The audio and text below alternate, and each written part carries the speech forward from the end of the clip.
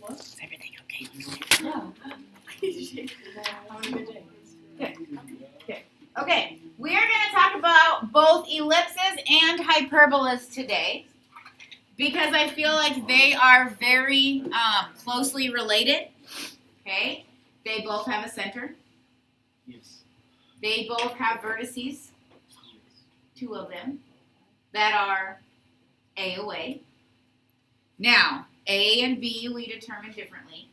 They both have foci, which are determined by C, but we have a different equation for them. Okay? So let's just talk about a couple reminders. Okay? Remember our vertices are A units away. Our minor axis endpoints are B units away. So this is A. I think you even have this picture. This is B. And foci are C units away. We'll talk about A and B here in a moment. In a hyperbola, our vertices, and these are already labeled for you, are still A away. Our foci are still C away. And then we plot these B's, as for lack of a better description, to draw our rectangle for our asymptotes. Okay? And the slope of our asymptotes is determined by A and B. Depending on if it's vertical or horizontal will depend on if it's A over B or B over A. Not going to try to ask you to memorize that. I'm going to try to ask you to remember or to think about the picture. Okay? So let's remember the difference between vertical and horizontal, both in ellipses and in hyperbolas. Okay, so let's talk about ellipses first.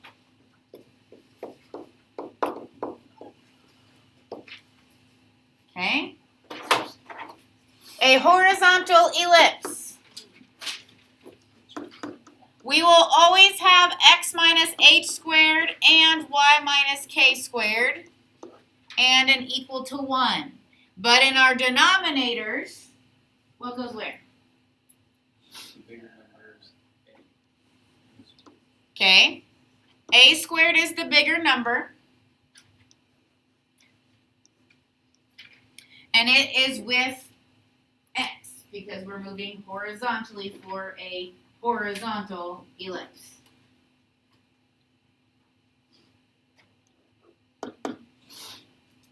In a vertical ellipse, what changes? Okay, A and B switch. A is still bigger than B.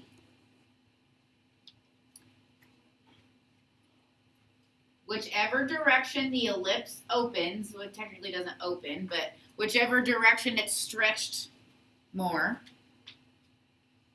that is where the vertices are. That is where your A squared is going to be associated with that variable. Also remember that our foci are determined by C, and in an ellipse, C squared is A squared minus B squared.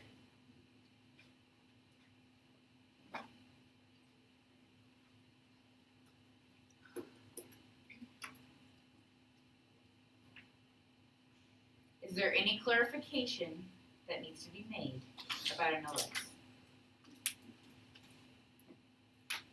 Okay. If we are working backwards, we need our center for sure. We need HK. We need A and B.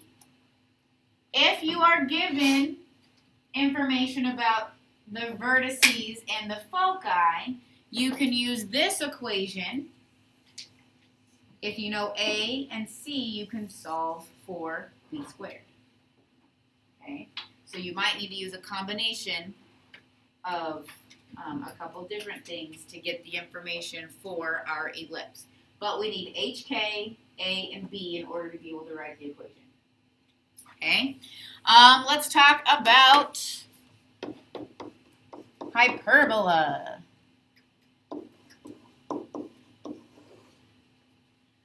Okay? For a horizontal hyperbola, we recognize it because the x is the positive squared variable. The y is being subtracted.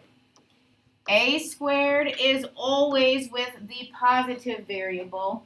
B squared is always with the variable being subtracted. Okay? Which means when we come here to our vertical, we are going to have y minus k squared over a squared minus x minus h squared over b squared. It doesn't matter who's bigger or who's smaller. It matters which denominator or which fraction is positive. That's the direction your hyperbola is going to open. Okay? And C gives us our foci. And c squared is found by taking a squared plus b squared. Okay? So if you're given information about a and c, you can use that equation to solve for b in order to write your equation. Okay? So for a hyperbola, you need to be able to determine the center, a and b, and you can write your equation. What I'm going to do is I'm going to give you a stack of examples. There's 7. Okay? We'll go over number 7 together, and then I'm going to have you work with each other on the rest. Okay? I don't feel like I need to stand up here and tell you how to do every single problem. I think for some of these, it would be a good idea for you to brainstorm and try it first. And then I can guide you if we have an issue. But I think that you are going to have more ownership of these types of problems if I let you kind of experiment with them yourself. But I will do number 7 with you. So I'm going to give you a stack of cards. Go ahead and find number 7 and read through it. Go ahead.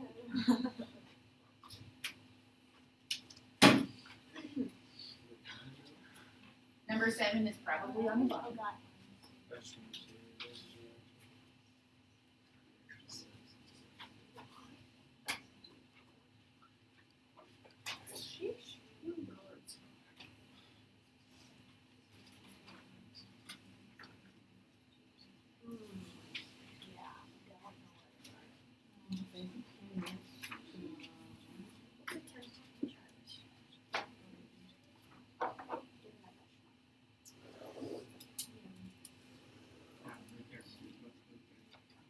Okay. The first thing this says is that we have vertices of 3, 0 and 3, 4.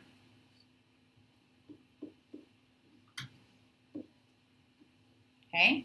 What can we determine from that? This is a hyperbola. The center should be in between there. Our center is at 3, 2. What else? What? A is?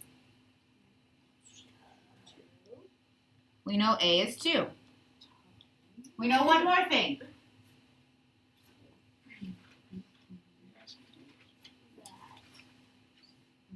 That it opens.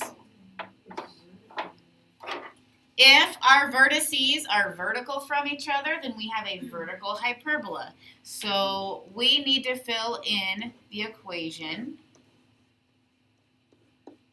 that matches our vertical hyperbola.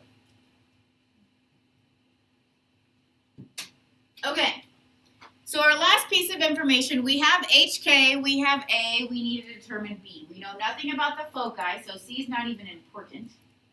Okay, but we have asymptotes. What's the slope of our asymptotes? 2/3 and negative 2/3. Is our slope related to A and B somehow? Yeah, it is. It is. Okay. We know that our asymptotes are going through here. And if we draw a rectangle, right? We have slope of 2/3. So we go up 2 for A. What does B need to be? B would have to be 3. We already know that A is 2, and so B is going to have to equal 3. Okay?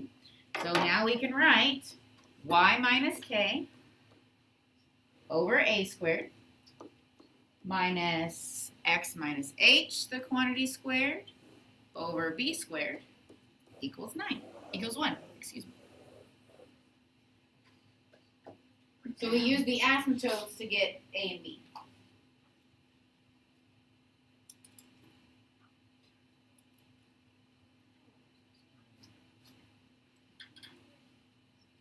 So now it's your turn. You have 6 problems to get through in the next 23 minutes, which I think is enough time.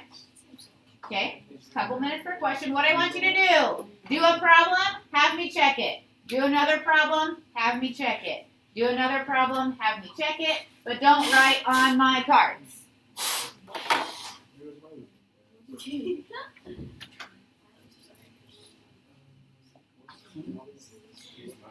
If you're watching from home, refer to the PDF example so you can see all of my work.